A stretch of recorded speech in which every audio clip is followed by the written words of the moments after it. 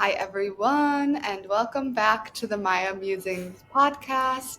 I have something very exciting in store where there will be a new format going forward, and that is collaboration with Isobel from Ora Health and Wellbeing.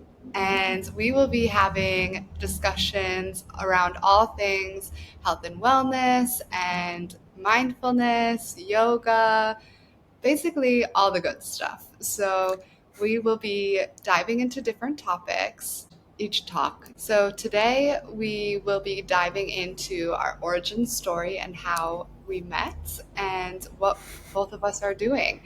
And yeah, just to give you some background information so that you know who's discussing and you get to know us a little bit better. Without further ado, let's get started. Hey, Gabby. So, do you want to do the honors of explaining how we met? Yeah, of course, of course. So Gabby and I met in June this year in Ubud and Bali on our yoga teacher training. And we met on the first night, which was honestly perfect because I think from there, like our friendship and everything else that came out of that just grew so much. So starting from like the get go, she was like my gal through the whole training. And I think that was a really beautiful thing. Yeah, I remember we were both so sweaty. I think it was like we both just got into Bali and it was really Yeah, humid and hot and like I sweat pretty much a lot, like naturally anyway. me too. I was so happy. I was like a fellow sweaty person. Yeah, and then Instant bond. exactly. And then we practiced next to each other like nearly every day for the training. I think we were supposed to like move around a bit, but we were both like, No, no. no. But also I feel like because we were often the first ones there every single morning. So just to like paint the scene for you, we're in this beautiful Charlotte and it looks out over to these gorgeous rice fields. And we would get there probably like half an hour, maybe 45 minutes before class started every morning so that we could like watch the sun come up and meditate. And Gabby and I were usually like the first ones there. And so we'd set up our mats next to each other and just have that beautiful space. Yeah, it was gorgeous. Oh, I miss those mornings. So peaceful and being silent and just watching the sunrise, journaling, having hot water with lemon. It made it so easy to have this beautiful morning ritual because it was almost built in. I mean, not really because we were, you could have slept in an extra half hour, but when you're in that situation, and you have this opportunity to see these beautiful rice fields every morning, it's just unreal. Yeah, and it just set you up for the perfect day. Like Yeah, nothing else really mattered because you had that moment in the morning to just like set yourself up. I don't know, definitely. it felt so incredible. Yeah, yeah, definitely did. It was, yeah, I try to emulate that in my life now, but it will never be the same as that No, moment. no, I'm the same. I always try to get up and I'll like try look outside and sit up and do my journaling, meditation, but it's not the same as being out in those rice fields. Just there's nothing that compares. Even in so when I was still in Ubud, for those who don't know, I still live in Bali and I moved from Ubud to Uluwatu recently, which is from the center mountainous area to the south, which is beachy and coastal. But when I was still in Ubud, I would wake up in the morning and go for my morning walk through the rice fields, and it was beautiful and wonderful. But there's something about also being in the yoga shala in the middle of the rice fields that was so special because the energy is so different. So it's just magic, pure magic. It Yeah. was. It was really magical. And it was so nice that we could like share that space together, but still have your own space and you're having your own like moment and all the meditation's really private and personal, but you're still like the energy is being shared. And that was really, Yes, really beautiful. it is. That's honestly why I love going to practice with other people. You're in your own element and you're practicing and you're doing, if it's yoga, your movement meditation. If you're in a meditation practice, you're just still, but you can feel the energies of other people, and it really is powerful. And that's why for so long I struggled having a home practice. Now I finally have a pretty decent one, but yeah, I liked the energy that, supported you even And without work.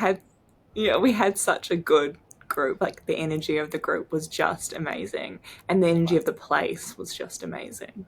Ugh, it's a powerful place. Next level. Do you want to talk about was it the eye gazing exercise we did? That was Yeah, really like the first, like, wow, yeah, she's my gal. yeah. That's when we were like, wow, okay. So we did this amazing exercise, which basically, I don't remember. Did we have to hold hands when we did this one? I Because can't I remember think, if we were holding hands or you had one hand on the shoulder. is that what it was? Because we did it differently the second time around, where we put our hands like this. Oh, Um, so I don't remember how we had our hands when we did it, because I just remember like everything else going blank. yeah. Yeah, Did you? I was like, all I remember was your face, really. Maybe we were in the whole, like, one was receptive and one was outflowing, like that hand Yeah, position. I think we might have been, but I don't remember exactly. But I remember, so what we had to do was sit across from each other in cross-legged position and gaze into each other's eyes for 45 minutes essentially. And it was incredible because they say the eyes are the gateway to the soul, but it's so true when you are put in this situation where you have to eye gaze, you just become engrossed in this person's soul, and everything around you just goes blank, and it's like you're in a tunnel of energy just being like shared between you. And yeah, that was when I was like, okay, we she's in my life forever now. Yeah, I It was literally think that was it. Yeah, I'm so, so grateful that we just happened to be partnered for that exercise on that day. And I yeah, think I remember Vijay talking about how I don't remember if it was this exercise or the later one we did, where it was about the soul being a reflection of yourself. So gazing into the other person's eyes until you saw that reflection of yourself. And it's like that moment of oneness, yeah, right? that was the other exercise that I remember, because I that is probably my favorite exercise I've ever done in my life, where you have to gaze in their eyes until you see yourself and then you bow to them. And I just found that so beautiful, and it seems so simple, but it brings up something. And to bow to somebody, to literally get on your hands and knees and place your forehead on the floor in front of them, is there's something happens when you do that. I 100%. And yeah, and and I personally found that it was really that connection and finding that oneness with so many different people. And yeah, because for me, that's like not something I've ever done before. Like I've been following yoga for quite a while, but a lot of like the traditional, I guess, like teachings, especially around oneness, is not something that I've really dove into. And so, like, experiencing that firsthand in such like a powerful way, like that's really how I learn, is by experience. And so for me, that experience was just so profound, like how I could find myself and deeply connect, like soul connection to all of these beautiful people. it's incredible. I mean, if you look at it, it's like yoga means unity, but what does that look like in practice? And we definitely got to experience that with that exercise, both of the exercises, the eye gazing between us, where we became one at some point, and then Yeah. and then this other one where you go around to all the people in the room and bow to them. And it's just, it's so beautiful to connect like that with people. And I feel like today more than ever, people are even afraid to make eye contact with people sometimes, and I find that so off-putting now, whereas like I think before Yeah. maybe even I was doing it without realizing it, like unconsciously, because maybe we feel the need to protect ourselves in some way, and that you don't look people in the eye because you feel like it's vulnerable, and they can see into you when you look into their eyes. Yeah. We know But there's that on something some. so powerful in being vulnerable. Yeah. And so now I've realized that, like in my daily life, when people can look me in the eye and hold eye contact, there's something that just like puts me at ease about that. Like I can trust this person, or they're opening themselves to me in such a subtle way, but it's something that a lot of people struggle with. And it's interesting, once you become aware of it, you notice how uncomfortable a lot of people are with eye contact. Yeah. And it's really interesting because you're always the one that's feeling like that other person's judging you. But reality, like that's all they're thinking as well.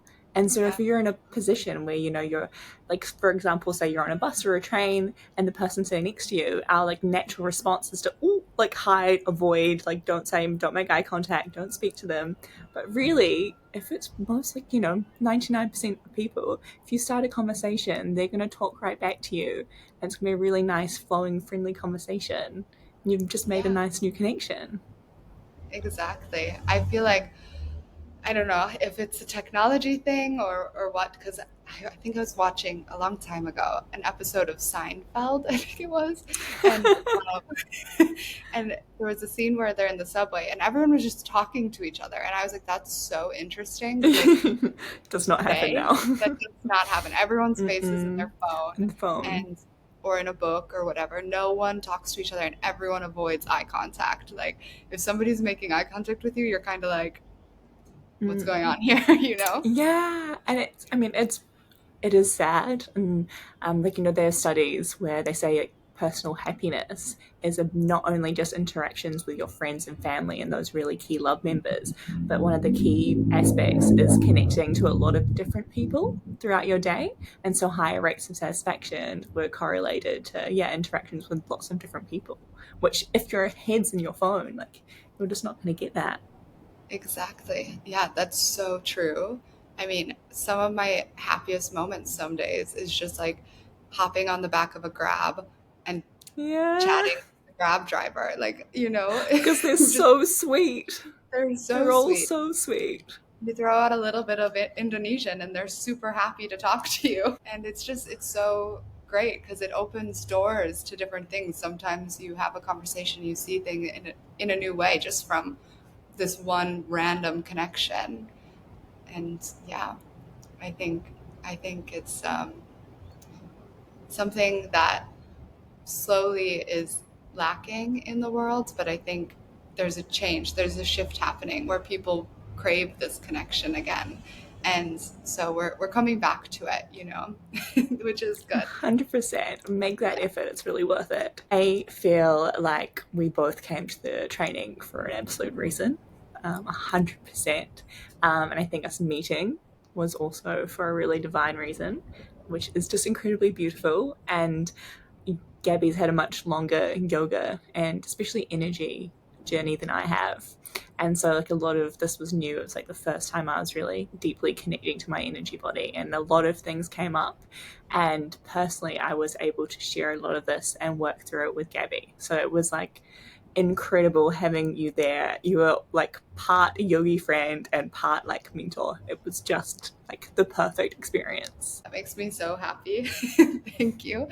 Yeah, I mean, you taught me just as much, It's interesting how like exchanges like this happen. I never felt like I was like teaching you things or like showing you the way. I was But just you like so were. both were holding space for each other, and like you were my safe space where I knew I could come and say things that, like the things I was going through that, I've been practicing yoga for over a decade and doing a lot of energy work and different, spiritual things, and been very open to that my whole adult life. But the things that happen on a yoga training, there's something that happens. Some things just go through you, and you're like, am I losing my mind? Am I going crazy? And you don't always feel comfortable telling everybody or want to tell everybody what you're going through. But for me, you were the person, like, I knew I could tell you, and you would not bat an eyelash, not like No. think this girl has lost her marbles. Like, I so think I was mostly just like excited. I was like, oh my god, what does that mean? exactly. Yeah. Yeah. So I knew I could come to you with like all of it. And so that was so important to me. You were like my safe space. Makes me really happy.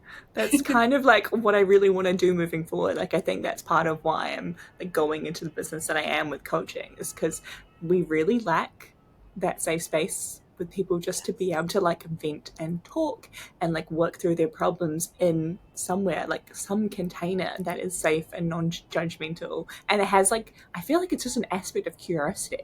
Like I was really just like, oh my god, Gabby, that's so exciting, that's so interesting, tell me more.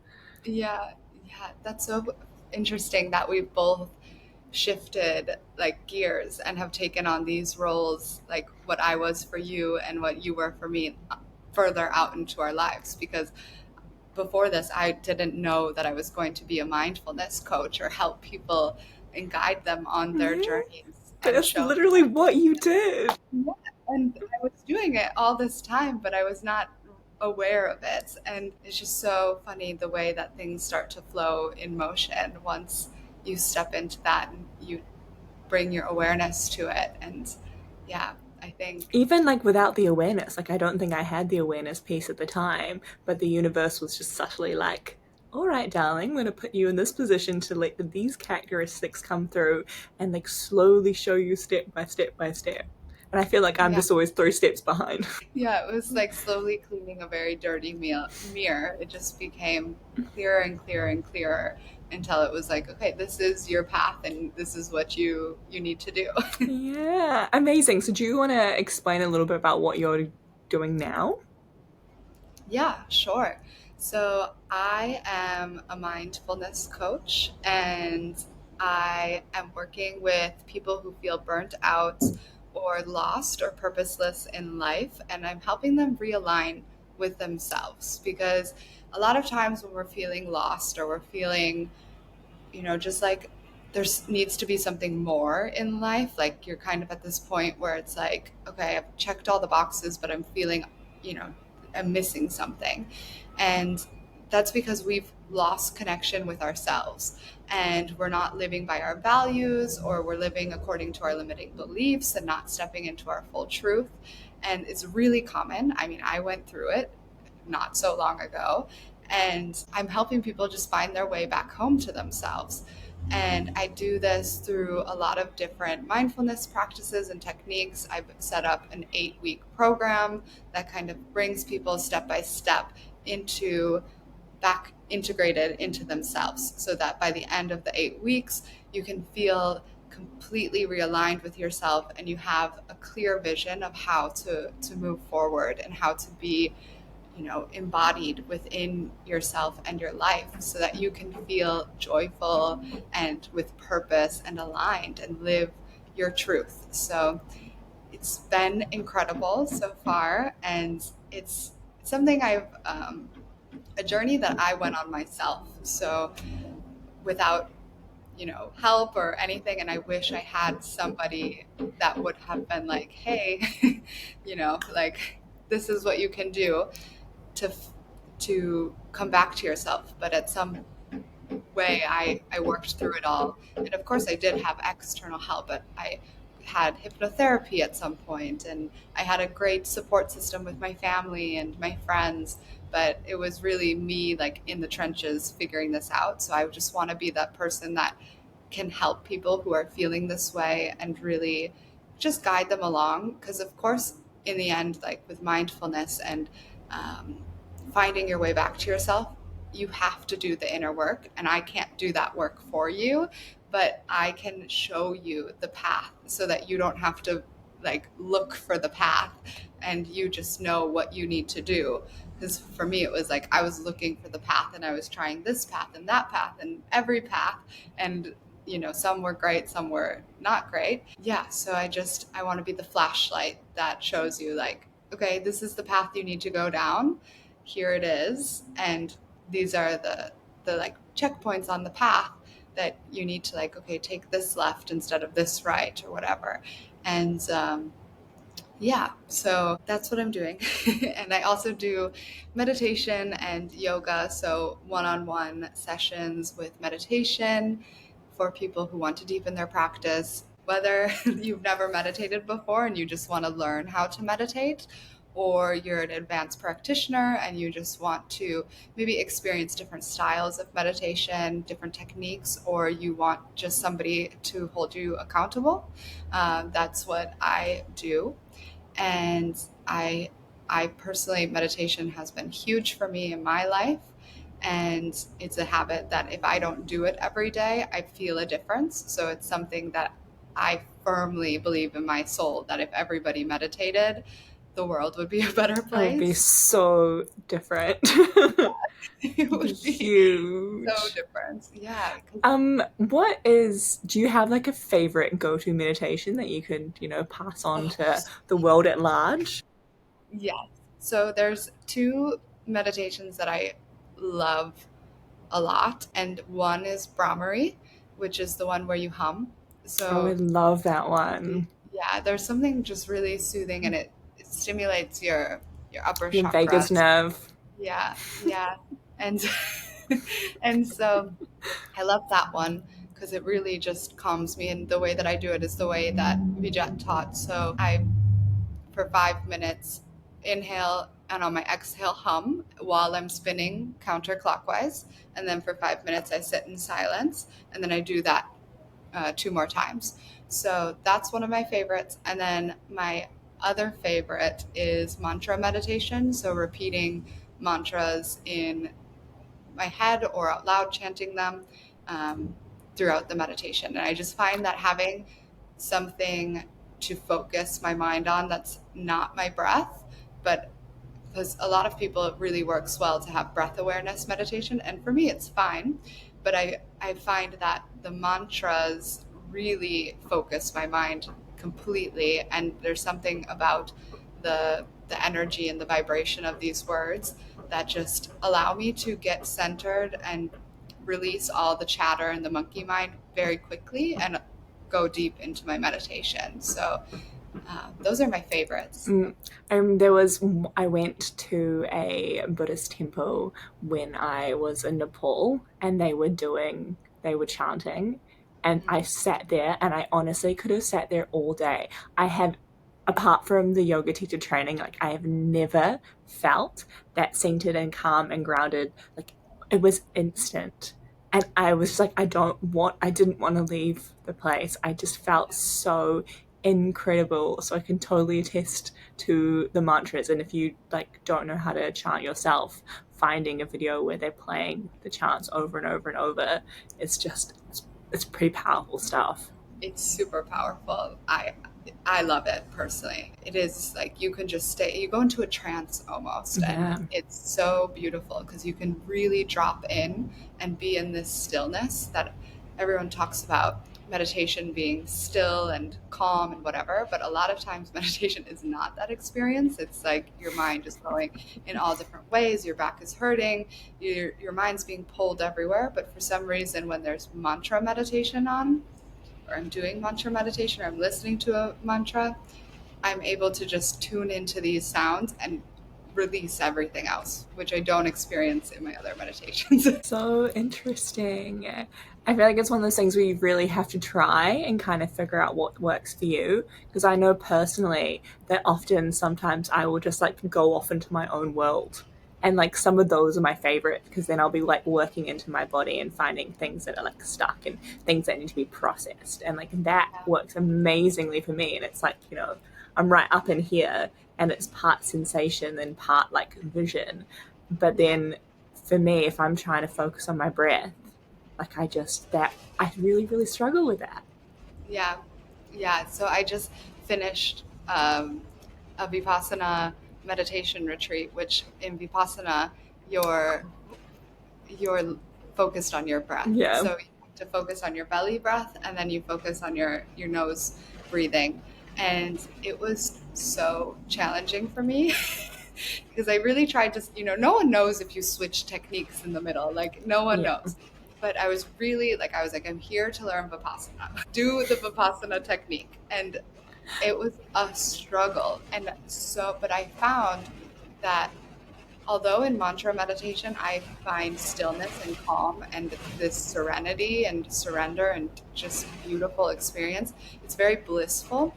In Vipassana, I had very intense experiences, like a lot of negative Interesting. Yeah. emotions coming up, and I felt blockages in my body. So it was, but it was really difficult, but it was really good because I needed to, you know, Mm, experience that and let those emotions that are trapped in my body go through. So I think sometimes we get really comfortable doing the things that feel really good to us. yeah, 100%.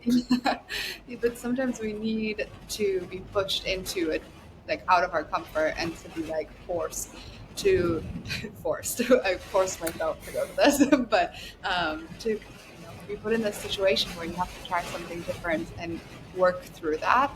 And yeah, it was incredible. Mm, It's not to say like I've done Vipassana technique a couple times this week, but not to the level that I was doing it there, of course, because I was in this yeah. beautiful Buddhist temple and this like stunning place, absolutely stunning, and the energy there is really powerful.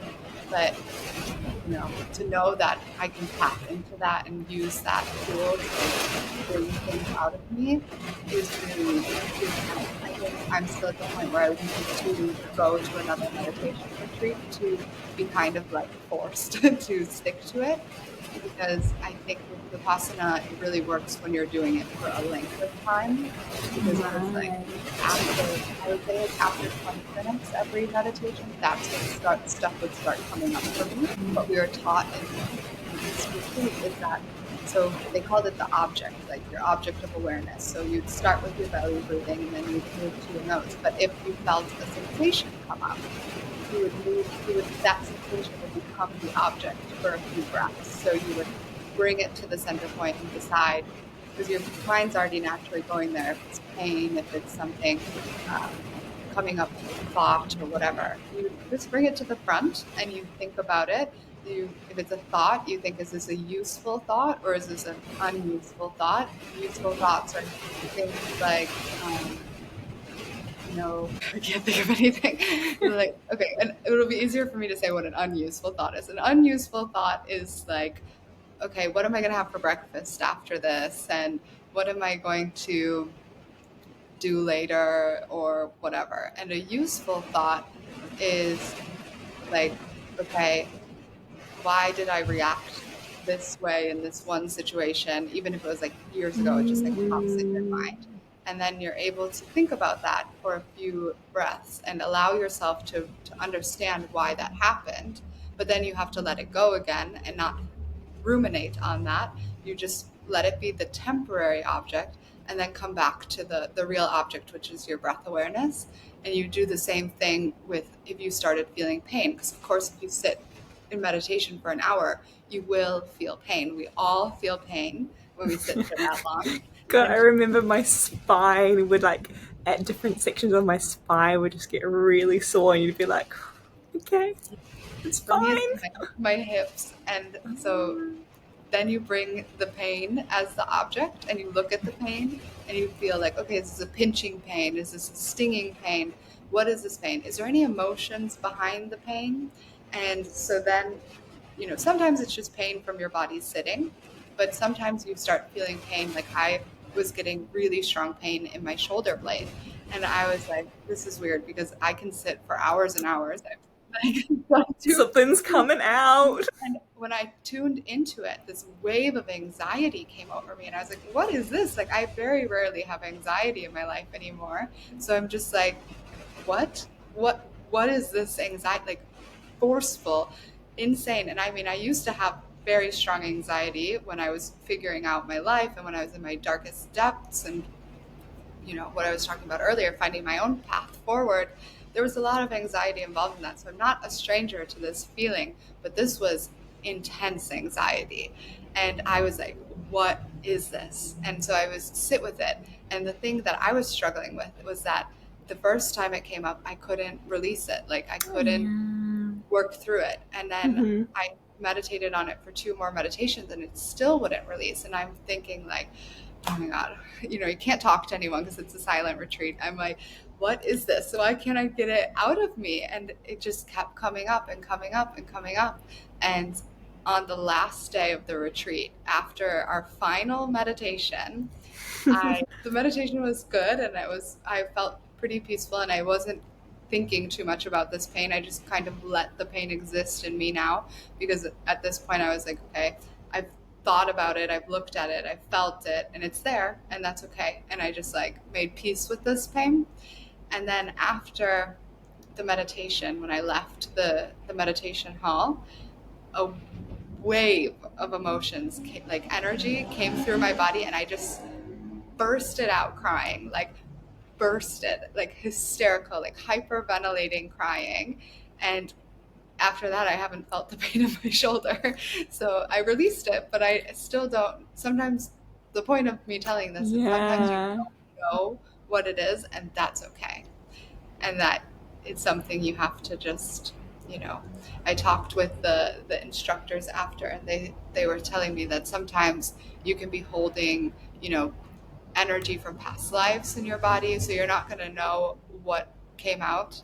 It's just that you knew you needed to release that. So It's so interesting because when I guess that's kind of like the energy work, that get this more mental meditative side of the energy work we did with Vijet.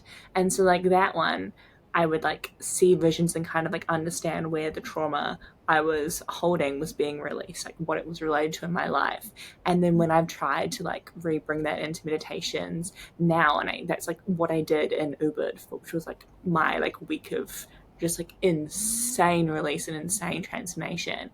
And that's what I was doing. But a lot of the times, that's exactly what happened, where I would have this like cry or I'd scream, or my whole body would like go like this, and I'd let something out, but I wouldn't know like what it was related to, like where that, like was it a little bit of like childhood trauma, or was it like, I have no idea, was it like a physical injury, like I don't know, but I know that some stored emotion was released, and I yeah, felt, obviously felt so much better, but I had no idea what it was.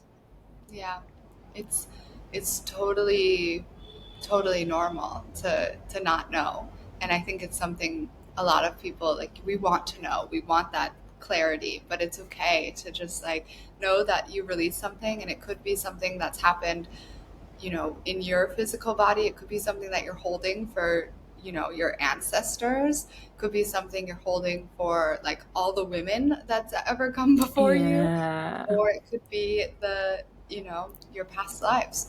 And so it all sounds very woo woo, but it's like, you, especially when you've had the experience of knowing where something comes from and having those visions, because that happens to me as well. Like sometimes I'll hold something in the awareness, and I'm like, okay, where is this coming from? And you get that like glimpse of, for me, it's not, I'm not as visual in my things. It's more of like Like a my intuition. sensation.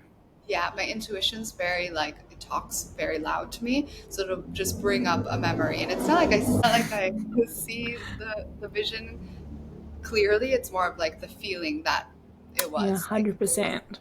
And sometimes it can just be like the tiniest little thing from like, I don't know, your teenage years, and somebody said one thing to you, and that stored something in your body.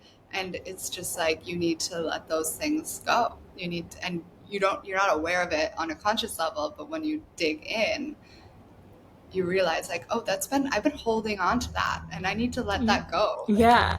And I think yeah, it's also like a really, really powerful thing to do. And for me personally, it's kind of like bypassed a lot of the actual like harder, or what I consider like harder inner work. So like I've been in therapy and we've done EDMR, EDM, where it's basically like a bilateral stimulation where they're trying to process a past trauma or a past memory. And those sessions left me like drained for days. Like it was really emotionally hard on my body, but I can do that without a therapist by myself in meditation, and I kind of bypass like the trauma of processing the memory. I can just yeah, like let it go, go. which has been like huge. Obviously both are like really important and depends on where you are and who you're at and all of that good stuff, but for me personally, I found like just being able to work with the energy side of things has been like transformative. Yeah, yeah. I think it is important that like we've been very fortunate to have these very safe Yes. spaces to do these things Yes. because Ubud is like a There's magical something light energy in that yeah. place. Yeah, but sometimes when you do energy work, it can bring up a lot of darkness in people. So yeah, it's good to just be, I'm saying this more for the listeners, be aware that if you do start doing energy work and like working through, stored trauma, that you have somebody to talk to or a safe space because it can bring up a lot of negativity and it can it can lead you if you're not ready for it and you have like a forced awakening or whatever, like it can Can be be really really traumatic. awful. So Yeah. yeah, Yeah. so because there's a lot of that goes on in the world too, with especially with like kundalini activators and things like this. It's we shouldn't be forcing things to No, awaken. it all needs to happen naturally when it's Yeah, meant to. exactly. I forget who said it, maybe Buddha or somebody, but it was like nothing, no, I'm saying this way out of context, like it's not the accurate quote, but it's the essence of it. But it's like the doors that are meant to open for you won't open until you're ready for them, or like the Yeah. layers of you won't unfold, something along those lines. And it's so true that until you're ready for that, until you're at that point, you're not going to be able to work through a certain trauma or take the next step to, have this awareness of yourself because you're not there yet. And that's okay. Just keep going, and eventually the doors will open. But it's all in divine timing for a reason. Yes. Every door would open at once, and all of a sudden you have like pure awareness of the world. That would be insane. Like It would people be would go crazy. overkill. Yeah. Yeah. You'd be too overwhelmed. You'd be like, Yeah. would not know how to cope. 100%. So, and that's what happens sometimes when people force like energy awakenings and like do intense energy work all at once. It opens too many doors, and you're like, what's going on? Who am I? What world am I living in? Yeah. It It's can be a so lot. interesting. It was really driven home by my Reiki instructor. She was really for like a more gentle approach, which is what you do with Reiki, just because she's seen so many instances where people have gone into like a really harsh energy modality and been traumatized from it. And sometimes you can push the body beyond what it's ready for, and that can almost Mhm. act in the reverse way of what you want. So instead of being able to release things, it's like opens you up and then locks everything in. So it Yeah. can, definitely, and when you're ready, do what you can in a safe space when you're 100 ready. body reacts in the end because it's our our energy body, our nervous system.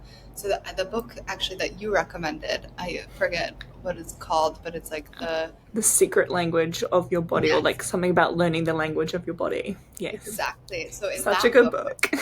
it's incredible. I'm like taking my time with it and reading bits by bit because it's so much information, but it's Mm-hmm. something that was said at the beginning of that book that has stuck with me, and that's that our brain and our mind, this is such a new part of our like being as Yeah, humans because the evolutionarily.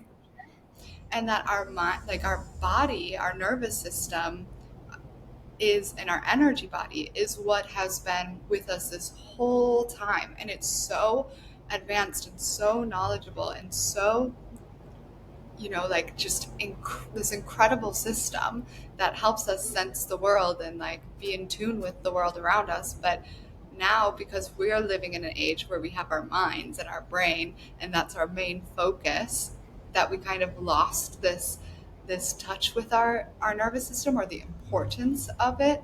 And I just think about that when I think about energy work and it going backwards. It's like your body can't like take all of that, so it's gonna try to be Mm-hmm. safe, and your nervous system is gonna like woo, shut, like go on high rise and then shut down. Yeah, And literally so going to dorsal shutdown.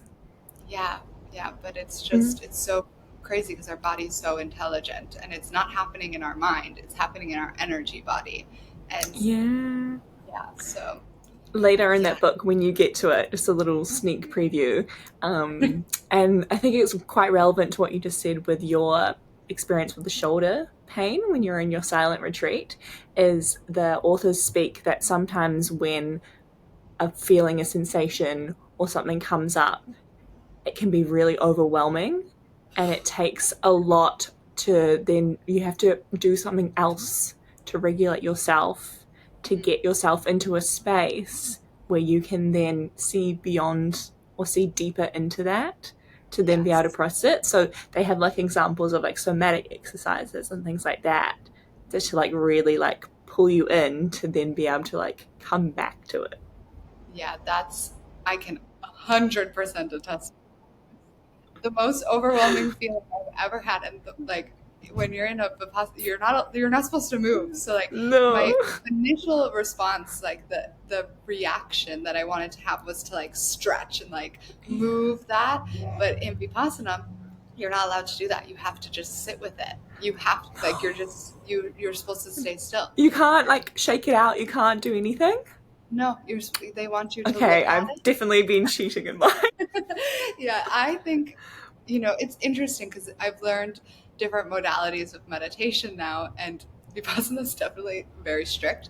But the instructor said something really, which she's also an East West teacher, Aliona.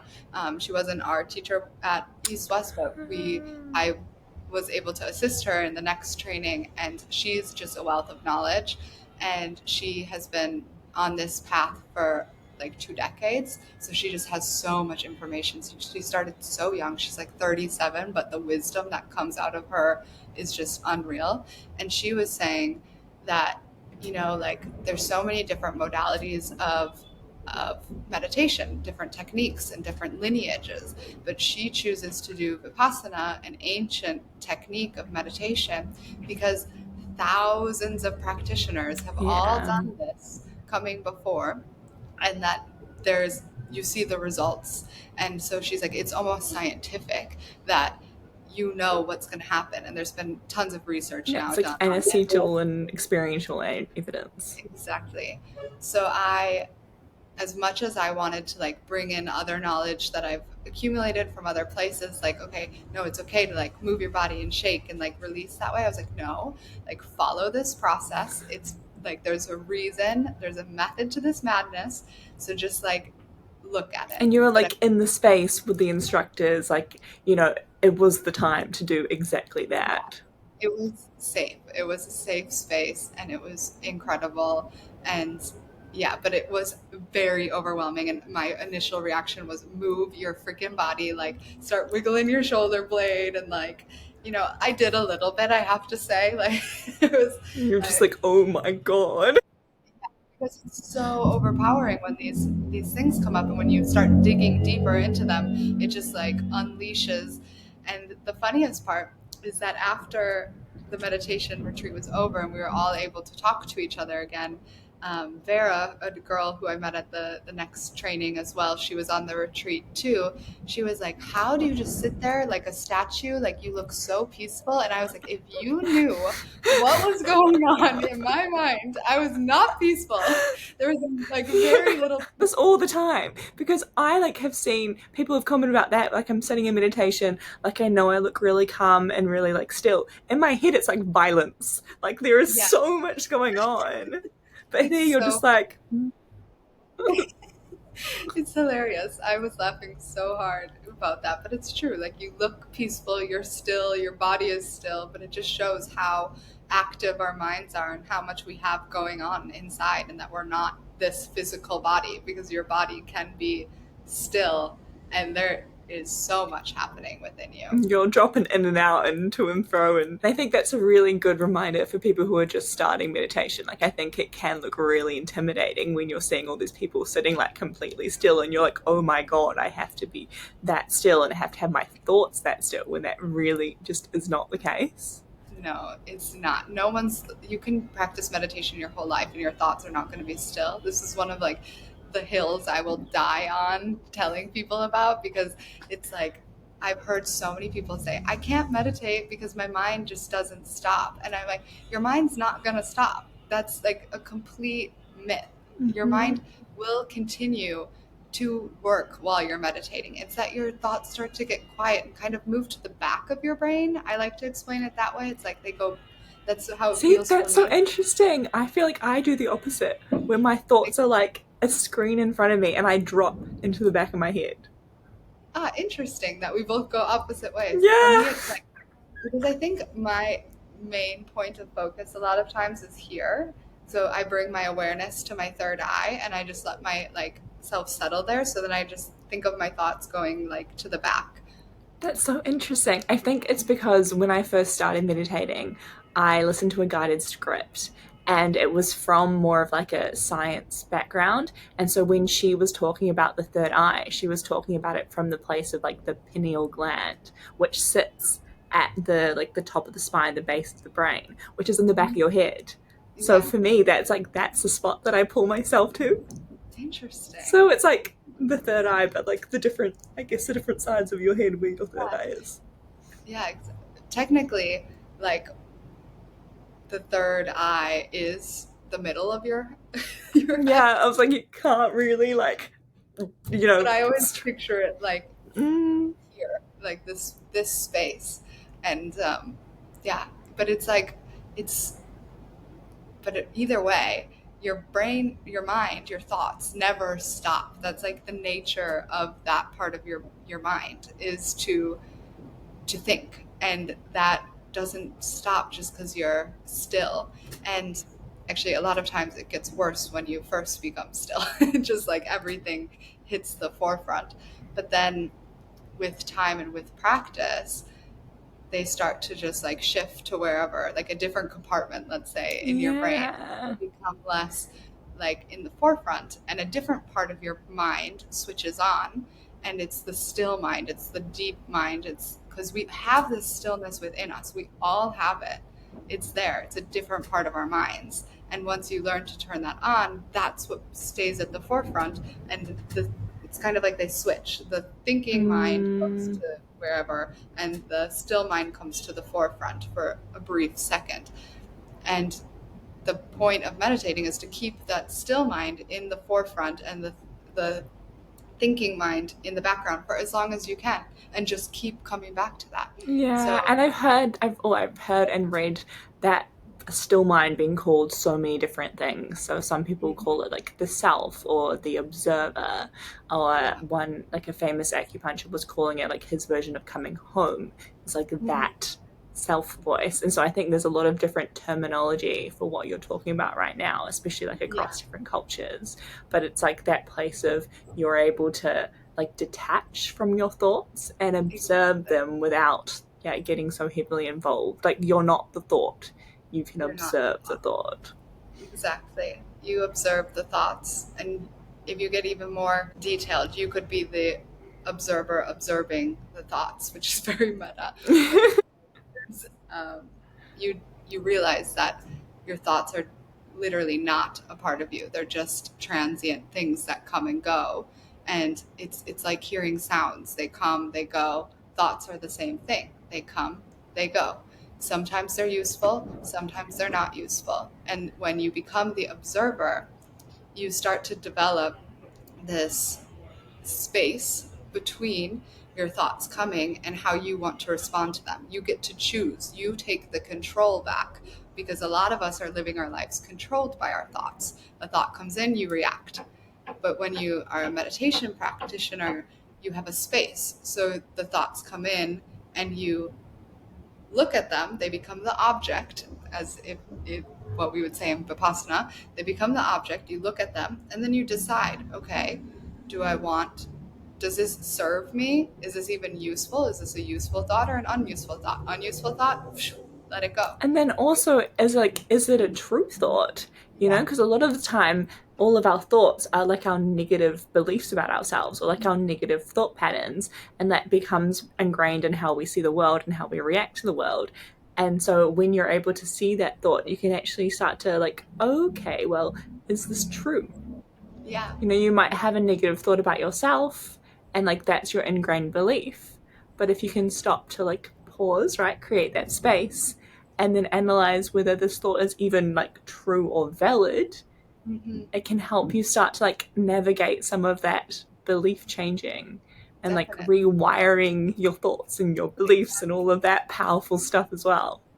That's when you can, because I would say the negative thoughts that come through are actually useful thoughts, because you can then look at them, they become the object, and you can question, 100%. where did this thought come from? Like, how did I come to think this? And you can start to like analyze it a bit and then let it go. And then you have this awareness, which in the end, every practice that we do in mindfulness or in this sphere is about cultivating awareness, because the more aware you are, the more conscious you are, and that's the goal.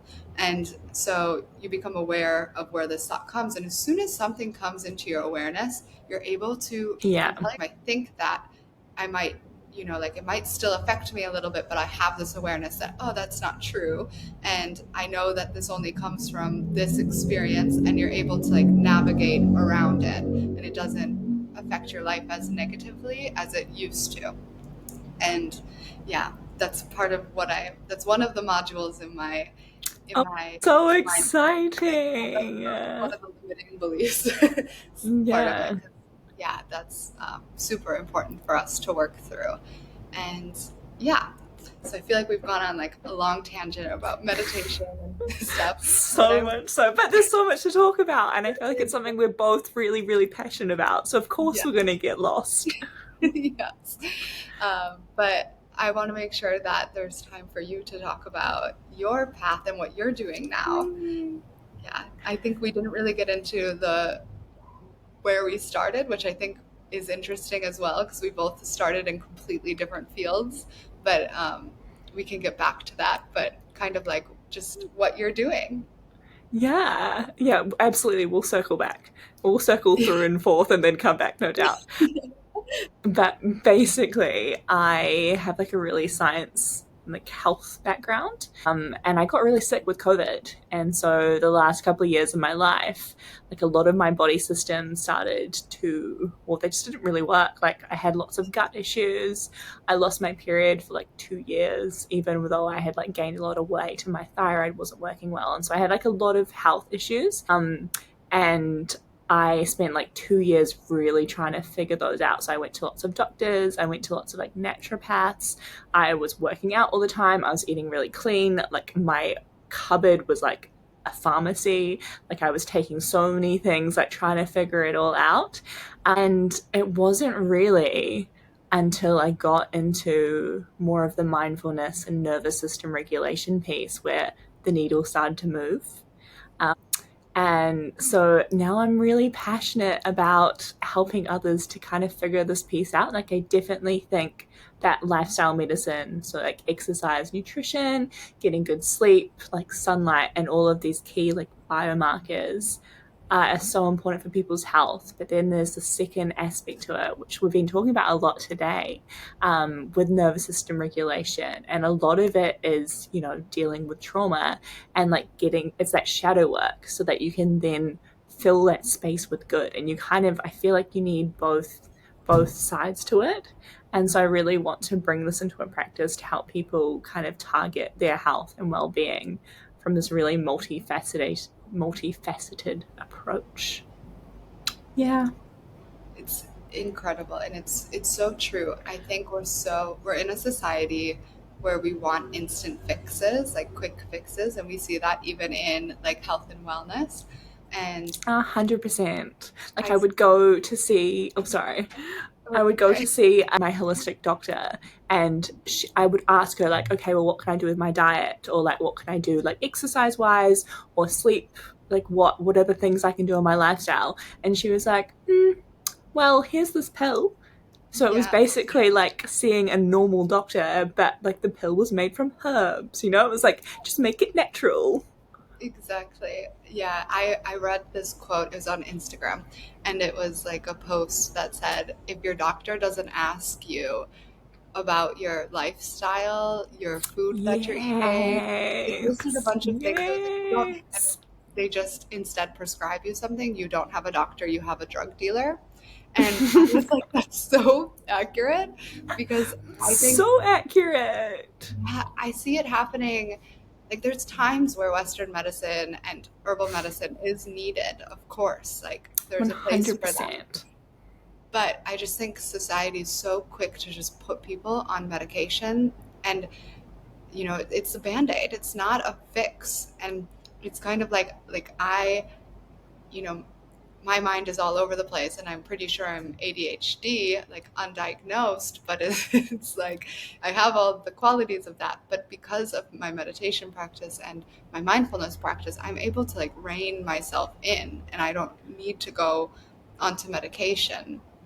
And like I said earlier, like I had a very severe anxiety at one point during my path, and if I would have gone to a doctor about it, they would have put me on Yeah, medication. like a cocktail, Yeah. probably.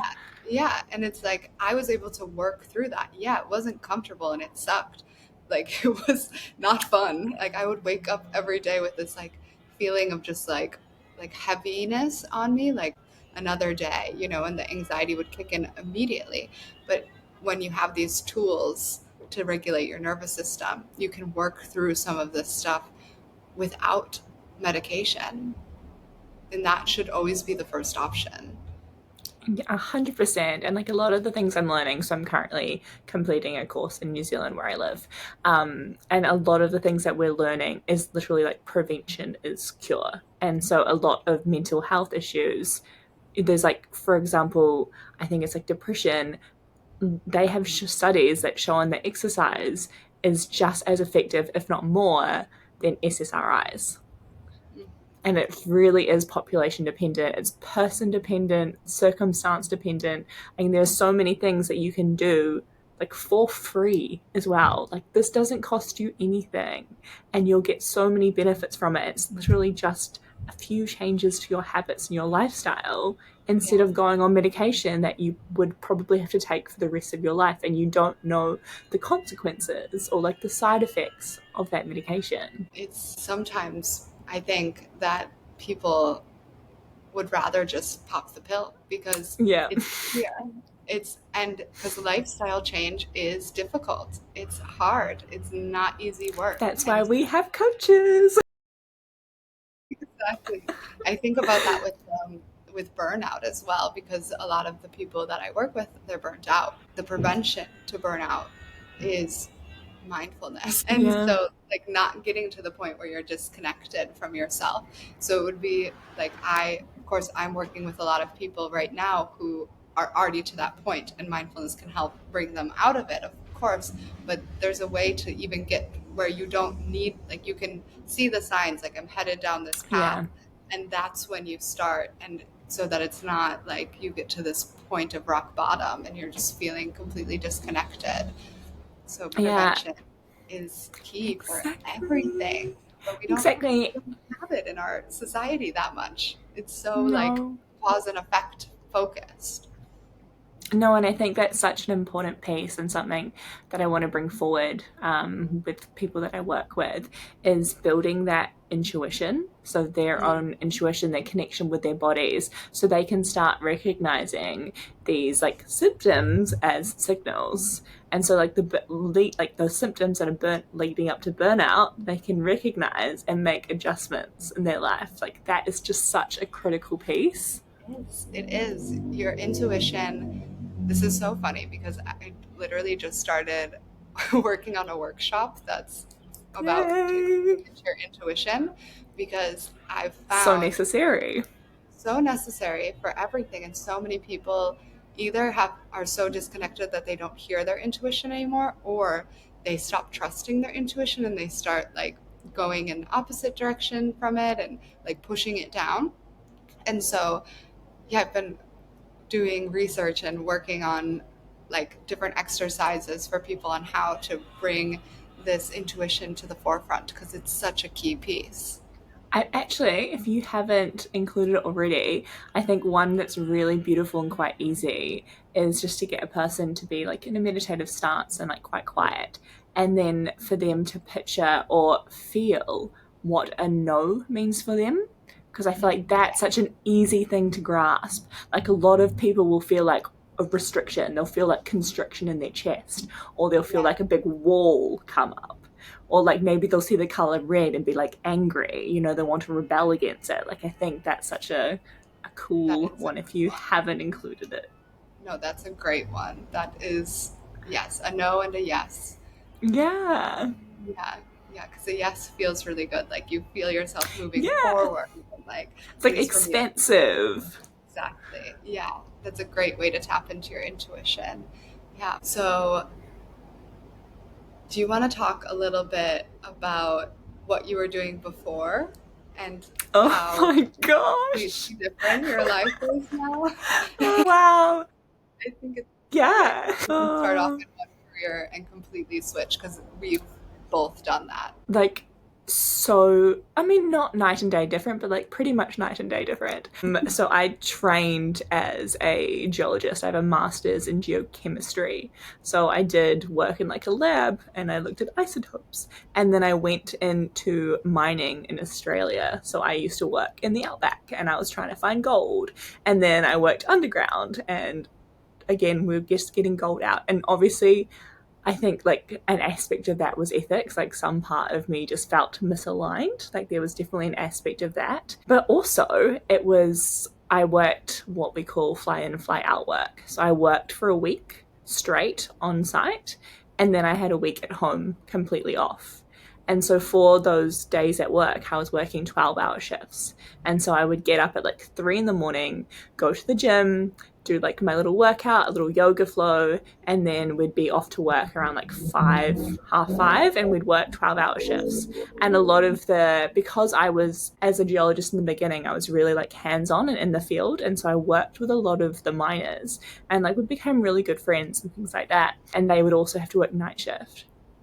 And you just start to see and to feel all the health impacts that come with this sort of work. And you could see it go into other areas of their lives, and there was so many negative consequences, and like I felt my health degrade. And like you're on site all the time, so you're being fed like whatever food they have in this desert location in the middle of nowhere in Australia. So like you're like there's this huge like nutritional aspect where everyone's on god knows what. Everyone's drinking like caffeine throughout the day, and especially underground it was really really hot, so it was like being in a sauna for like 12 hours a day. So there's just so many like stresses on the body. You wouldn't see the sun because you'd be up at dark, and then you'd be underground, so you wouldn't see the sun all day. And it was all of these key, yeah, like the vital parts to living a healthy human life. um you just weren't seeing it, and you could see these like huge health impacts. And so I think when I got really sick with COVID, I was still working in the mines, and I think part of me not being able to recover from that was living this lifestyle. So like I think part of wanting to shift my career is wanting to help these people that I work with, right? Like I want to be able to go back and be like, okay, we're in the situation we are in. How can we access what we know these lifestyle changes just to slightly, slightly bump, slightly move the needle? Yeah. Wow. It's incredible. Like the shift and being able to take something that, was such a pain point in your life and turn it into this beautiful thing where you're able to then help people and But I think change. that is pretty like common for most people's journeys. Like they have to go through something really, really dark. You enter the void and you have to work through the darkness, and that then gives you purpose and takes you into a journey where you can like give back. Yeah, that's true. It's common, but not everybody has the awareness because, of course, there's still people working in the mines who are probably Yeah. struggling, and they don't Well, make a change. And and I think also, sometimes it's we need people like that. We need people to work in the mines, and we need people to do like for me like the fashion industry. But the fact that you want to then give back and like help these people just move the needle a little bit and you know show people like, okay, you can live this lifestyle, that's the lifestyle you're living, but like here's how you can make small adjustments to make it a little bit healthier for you. yeah, 100%. And I think, because if those of you who don't know, Gabby and I lived in Bali together for, I think, if you include the training, like 3 months total. Prior to all of this, I was very much Like I'm a very hyper vigilant person, and so my brain is wired to like bim bum bum bum think, and didn't like sitting in silence. Like that was really really uncomfortable for me and my brain. And so like this intuition, this mindfulness was definitely like not part of my lifestyle, and that has been just like game changing for so many things. And like the lifestyle, especially like a lot of corporate lifestyles and like the lifestyle we live on the mines was so production heavy. It was go go go go go go go go go, and like you thrive off your stress hormones. Like I was living off cortisol and adrenaline, and like at some point you're gonna burn out, babes. um Exactly. Or get yeah, so I feel very like, sick. yeah, both. Honestly, both. So like I now have that awareness, being able to like help people prevent that. Yeah. That's the end goal. It's so true. Like even in the corporate world, because I was in the corporate world for a bit, and people tend to get sick when they go on vacation. Like your body can Because the finally immune relax. system, yeah. Their immune system is shot, but they're finally relaxed, and then boom, they just get super sick. It's so common to hear people come back from their vacations and be like, ah, but I got sick. And it's like, well, yeah, Mm. because you've been literally just on cortisol, like thriving off of it. And That used to happen to me every university exam period. I would yeah, sit my all my university exams, and like literally the next day, boom, I would have some sort of a flu. yeah, it's so interesting. Ever since my mindfulness practice has really like become my lifestyle, like in the forefront, I, I'm gonna knock on wood, but I very rarely get sick now. It's like just I when I haven't get been sick, sick it's like since an COVID. actual, like something, you know, like Bali belly. Can't control that. No, no, that's totally different. That doesn't count. You just need to grab your charcoal and you'll be okay. Exactly. Yeah, yeah, but it's so interesting because I've had similar path like through the darkness and through the pain of what you've been experiencing, and then coming out the light and finding a way to help people. So for those who do not know, I worked in the fashion industry for nearly a decade. I studied fashion. Like this was all I wanted to do. My whole childhood, I was like, I'm going to be a fashion designer. I had like a brief stint where I was like, maybe I'll be an esthetician, you know, like those like brief moments. And then I thought about like, no, okay. So then I decided to go to school for fashion, studied fashion, moved to Europe to study fashion, had a bachelor's, master's, whole shebang. And my goal was to move to Berlin and work in fashion there. And I did that. I moved to Berlin. I started in a startup, worked there. That was a really cool experience.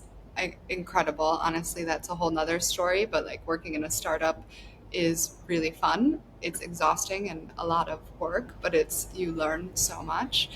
But then my goal was to move into working at Zalando, which is Europe's largest fashion e-commerce. It's a great company to work for. It's corporate, but they say that they're like more startup-y, whatever. They're not. It's for sure corporate, but but I finally got my dream job there as a creative strategist, like working in the fashion studio, like with photographers and like being the liaison between the buying team and the photography team and the creative direction team. It's working with all these amazing people. Um, and, you know, at this point, it was like I had hit every box that I was supposed to hit. Like I had my dream job. I had a beautiful apartment in Berlin. I was dating a handsome German guy. Like had a great group of friends. Like my life looked perfect from the outside, and like Yeah, like according on to the goals I paper. had set for myself, my life was great. Like everything was on track. But I had this like deep inner sense of something is not right here. And this like I just kept having this thought, like if I keep living the same life for the next 10 years, because I was like in my mid 20s at this point, I was like, if I'm like 35, 36, living the same life, am I going to be happy? And I was like, no. Like, if I have my boss's job right now, am I going to be happy? Like, no, like, absolutely not. She's miserable. How would I be? Like, you know, and, and yeah, so it, Wow, I've never heard you talk about this before. yeah. No. Yeah, so that was my life, and at some point, I had the opportunity to go back to Italy for a brief moment because I won an award. To start a company. And I thought, okay, this is it. This is what I was missing. Like, I should be an entrepreneur because that's all I ever wanted. But I was on a visa in Germany, so I felt like this like pull. Like, if I want to keep my visa, I need to keep my corporate job. There's so many factors. My story is very complex because I've lived a very unique life, which I love and has been incredible. But it was a journey of finding my way. So I went and started a business, hated that, stopped it. Like, basically, the experience was really cool, but then I came back to Berlin, and then that's when everything kind of like hit the fan. And I was like, you know what? No, I'm not going to do this. Like, I can't live like this. I want something else. So I basically like broke up with my boyfriend, quit everything, like, um, packed up all my shit and moved to Turkey, moved to Istanbul. And that, Amazing. yeah, that's when I started my nomadic journey of, not like, I love to call it like glorified homelessness because I haven't had a home since then. Like, I've had homes, of course, but nothing permanent. And I thought in that moment that everything was going to be great. Like, I was like, I'm finally doing it. Like, I'm traveling. That's what I want because adventure is a huge value of mine. And but at this point, I still hadn't done the work, so I just like Oh yeah. moved, and it was You just great, ran. literally.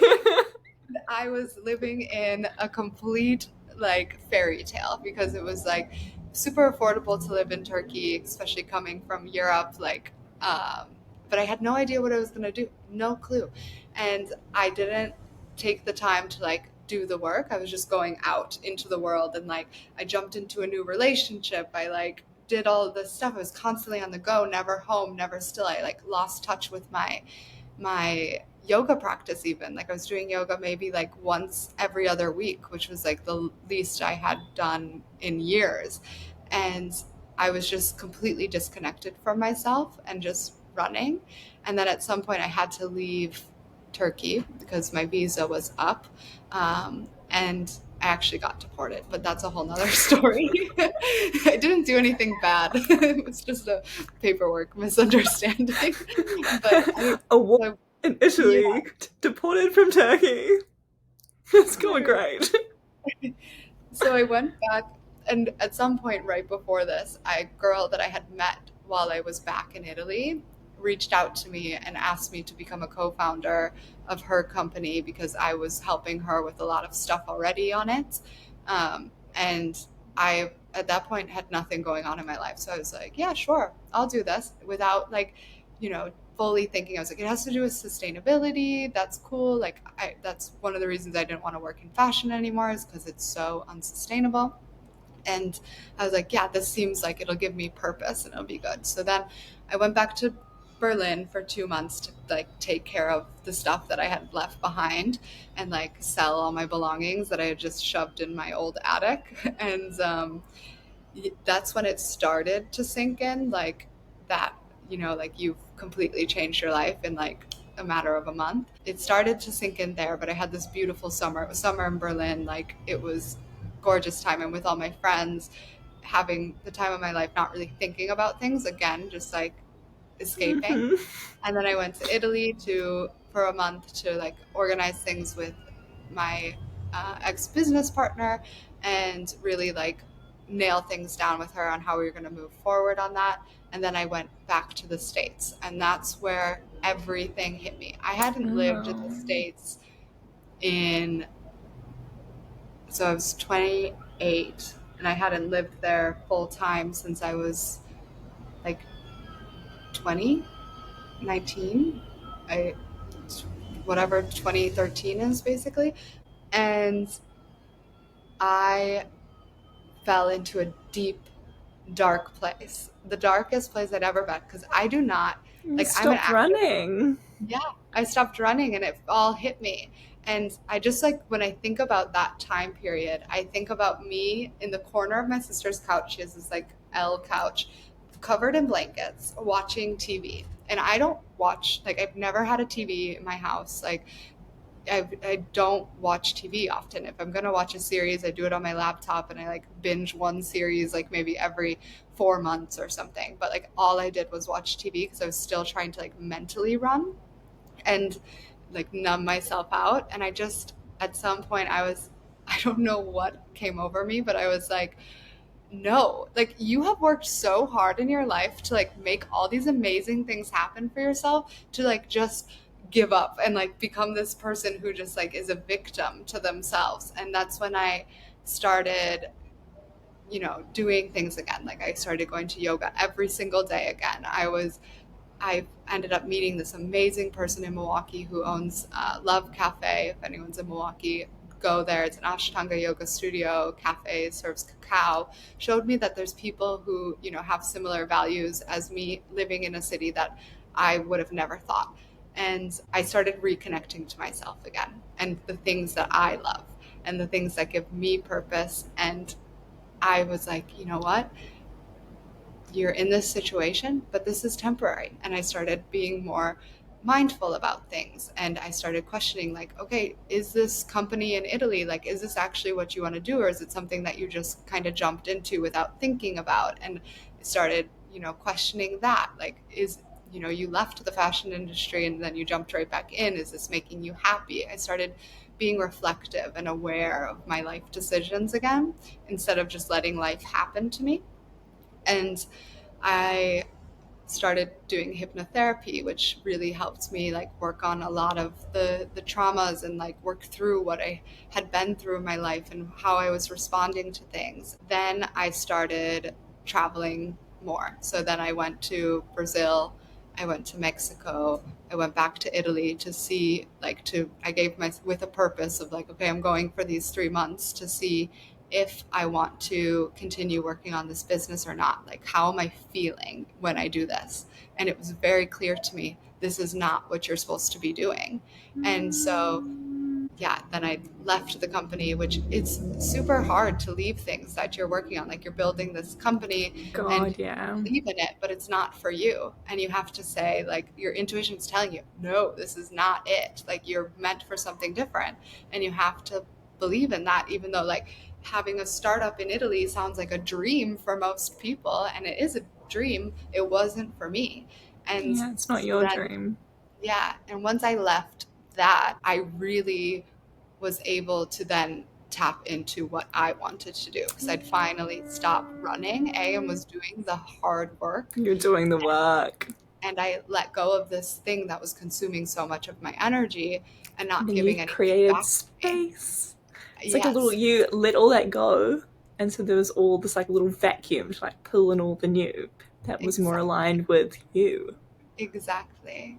And then in Mexico, I had a beautiful experience, and that's when I really started like coming into myself or coming home to myself, I would say. And then that sent me to Bali, which is where we met, and the yoga Yay. training, which was incredible.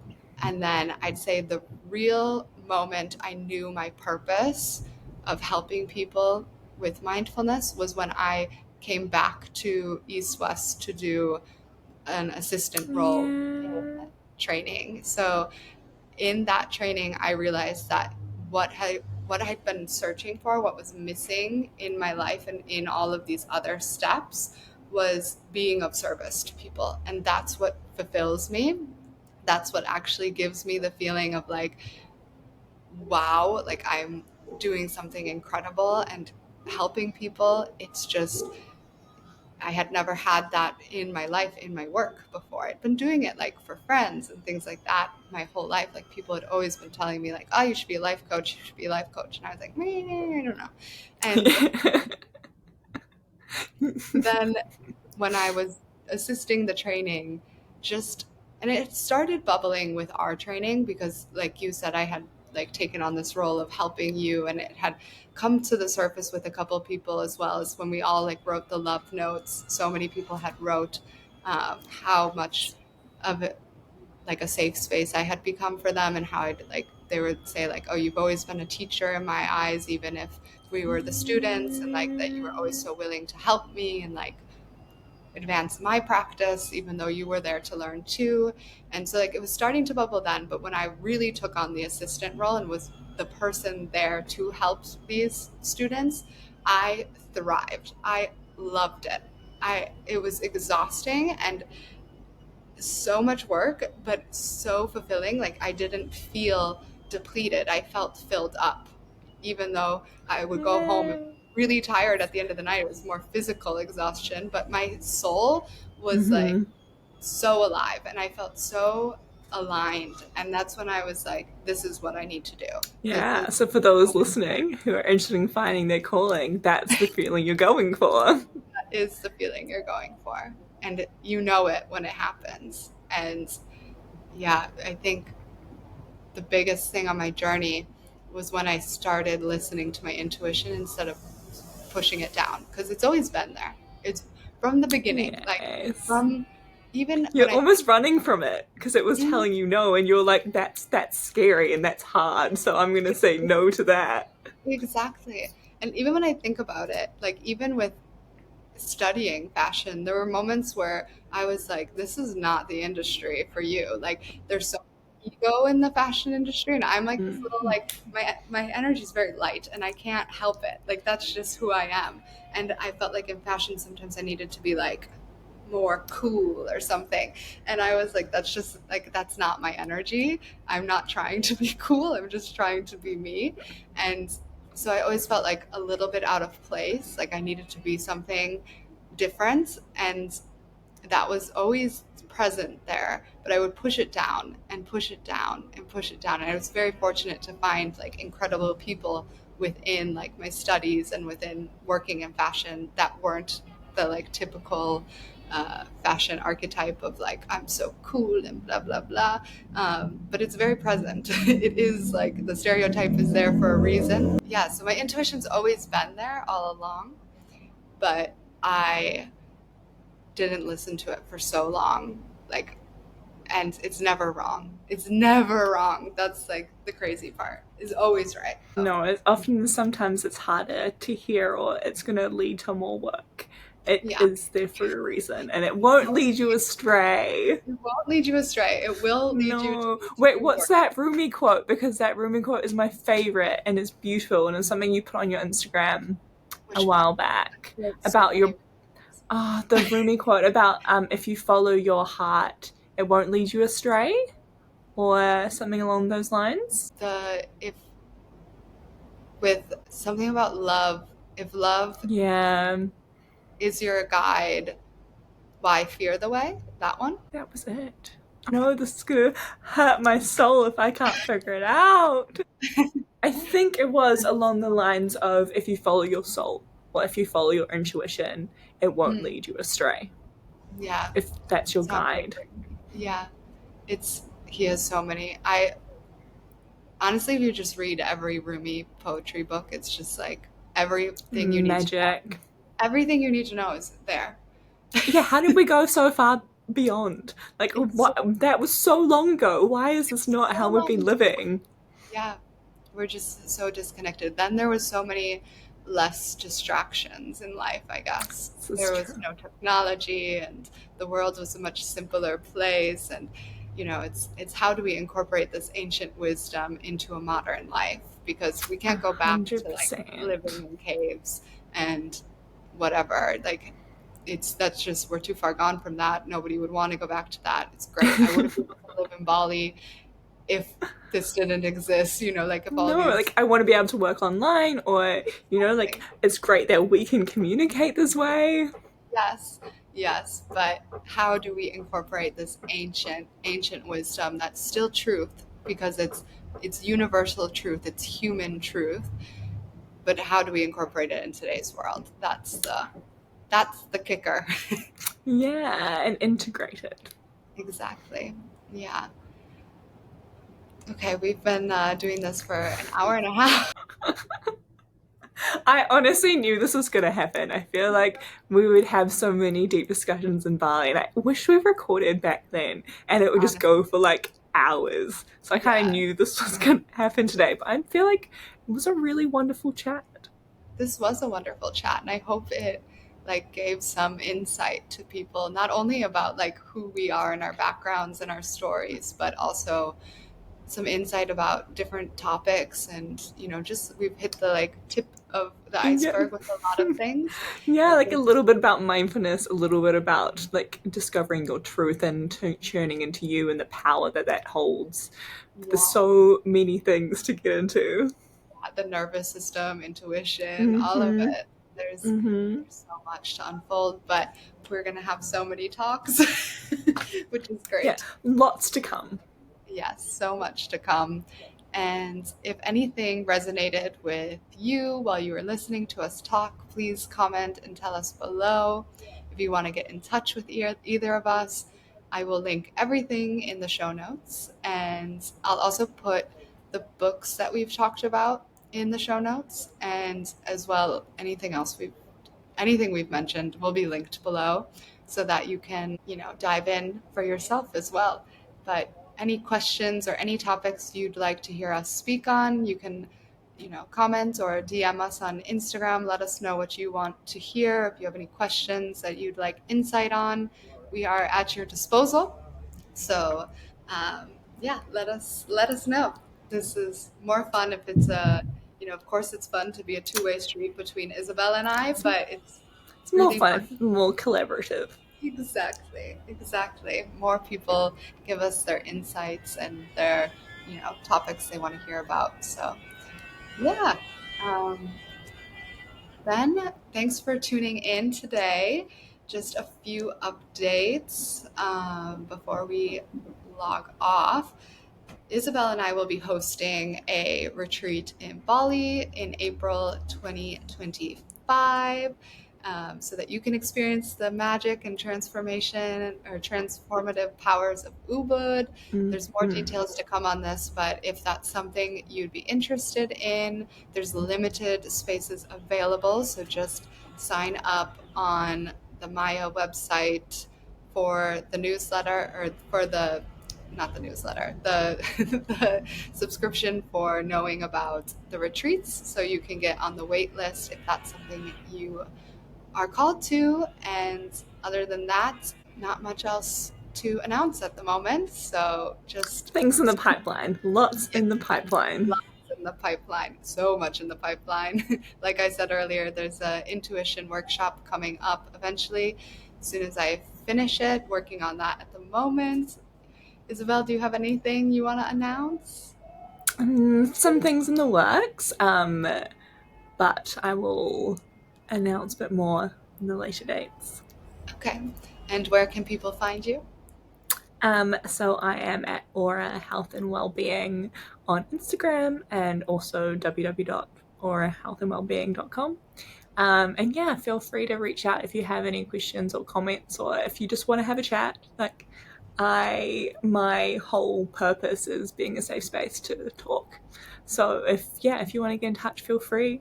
Love to connect. Yes, amazing. Well, thank you so much. And we will be back soon for another talk. Yeah.